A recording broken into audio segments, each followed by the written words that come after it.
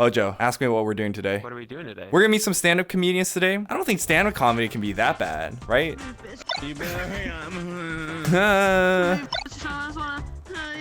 pack dildos. I work for the same. We have both the same daddy. Do not make decisions while intoxicated, kids. It still hasn't really hit that I signed up to do a stand-up comedy show in like, what, 2 weeks? But here I am. I signed up for a virtual reality stand-up show. I'm gonna have to write my own material, practice,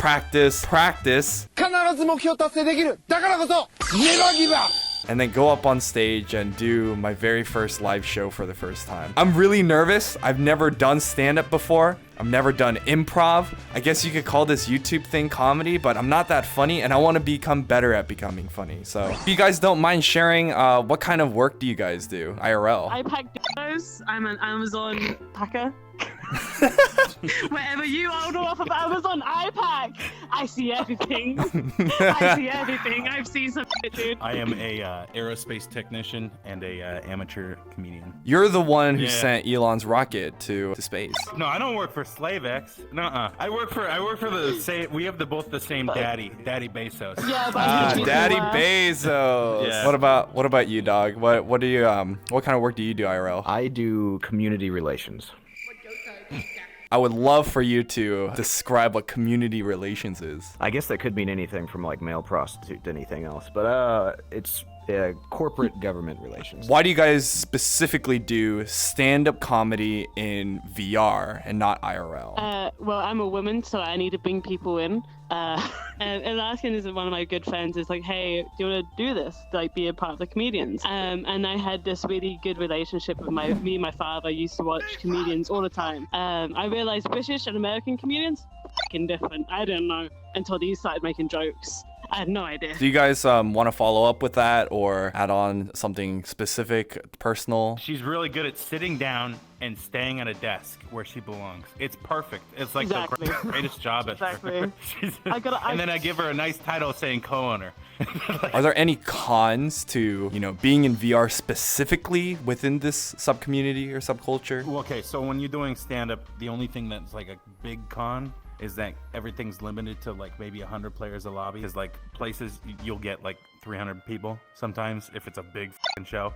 And then also you can't do you can do facial expressions, but you can't see their facial expression. You need to know what you're doing to the crowd. You need feedback. Every comedian works off feedback all the time. So basically at our shows, like if you're unmuted and we can hear you laughing, that's perfect. But if there's like those assholes in the back that are just muted and doing their mute talk and shit like that, like we can't understand them. Yeah. What about like the pros, like the benefits of doing it in VR specifically as opposed to doing it IRL? It's practice. It's wonderful practice. It is. We have a big saying: any mic's a mic. So like we go to these some of these terrible open mics, and we do it in front of an audience that does not want to hear comedy. And you have to do it because guess what? Mic's a mic. Gotta practice. Gotta get better. The only way you get better is by doing stand-up. Nothing else. Nothing else makes you better. How do you guys approach comedy in VRChat specifically? There's fucking easy ways to make a crowd laugh in VR is by just doing VRChat jokes. It's Like, cheating how about almost. Void Club? Yeah. It's dumb as shit and it's hack as shit. And like, if you want to get better, you do actual stuff you would take outside. So the idea, at least for me, is to use this and to continue to do this into real life. I try to be funny. The way I do it is get super, super drunk. Because I have, like, dyslexia, so everything just gets, everything just muddles up in my mind. And the more I think about it, the more it doesn't make sense, the more it's not funny. So I just get drunk, and then everything just comes out all at once. I don't overthink it, I don't do anything, it just comes out. Remember to drink responsibly, kids. Which version of reality do you like better, you or virtual you? I think I can say the same for everyone. Us in VRChat and out VRChat, same people. I don't think there's much of a change between us in VRChat to us outside.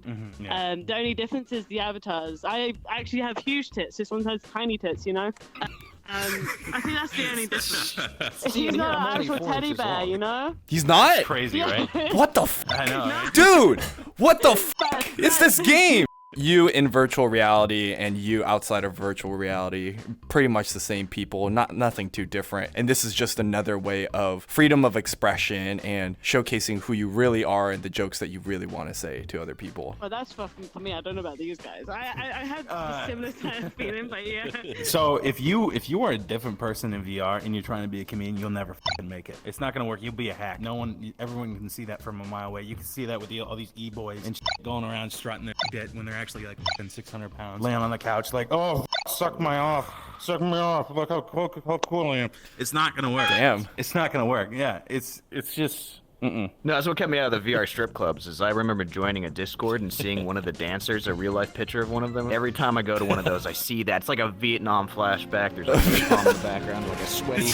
You guys are just saying everything I've always wanted to say on my channel but cannot say due to fear. You're welcome. You're welcome.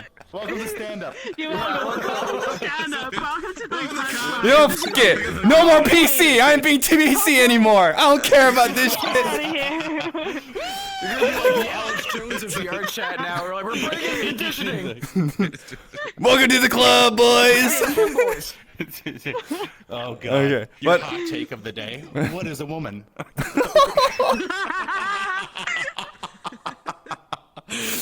okay.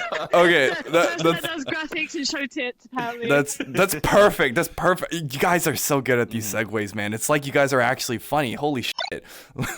I wonder.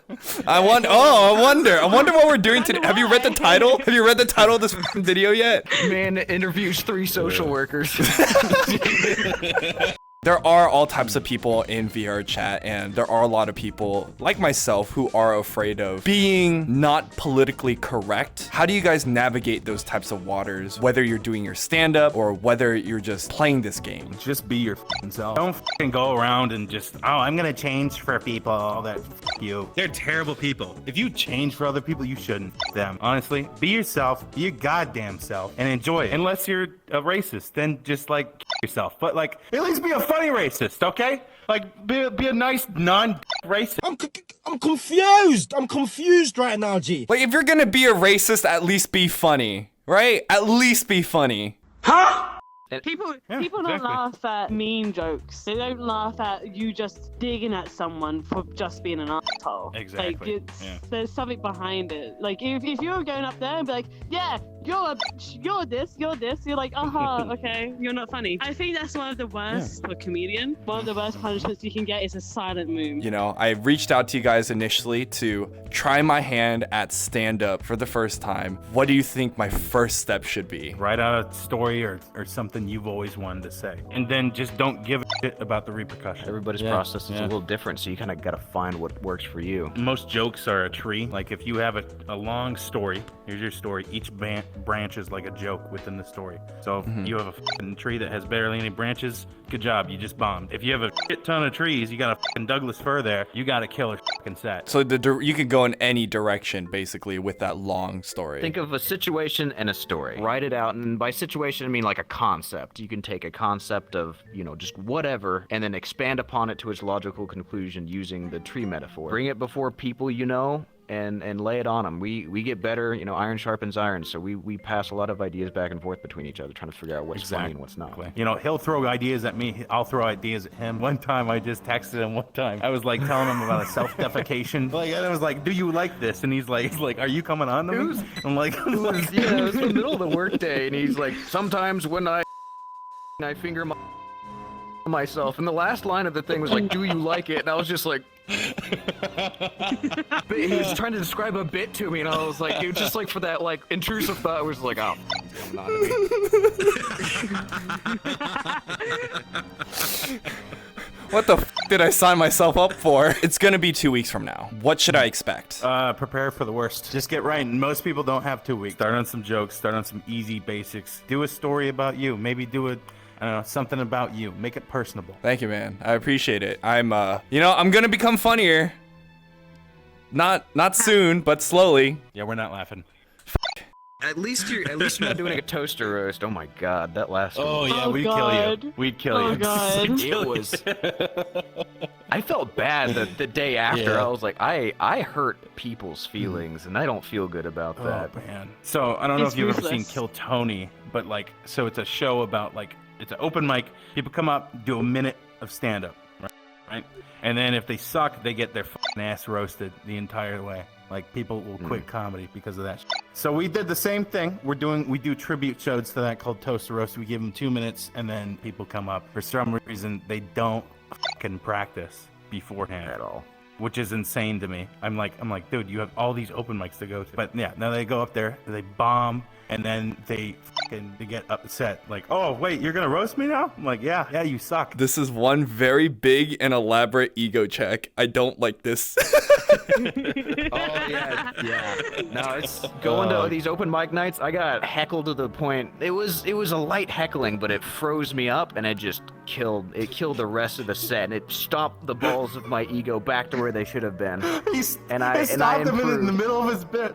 In the middle of his bit, he had to stop. This dude barely spoke English. He barely spoke English, and he was trying to heckle Yellow Dog. And I'm generally way better. It's just that. And I was just up there, and like everything got plugged up, and I was like, Out of all the fuck. people to heckle you, it's the one guy who can't speak English. He's from South Africa. What? I mean, he was carrier pigeoning like packets of internet to like new places. Like I was. So yeah, that was a pretty fucking big ego check for me.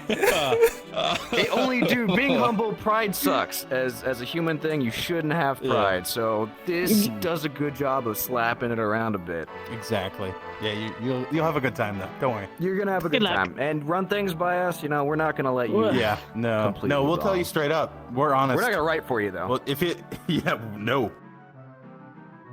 Yeah, no problem. You know, I'm only gonna die like a couple of times, get kicked in the balls here and there. Yeah, it'll all be fun. It'll all fun and games. Yeah.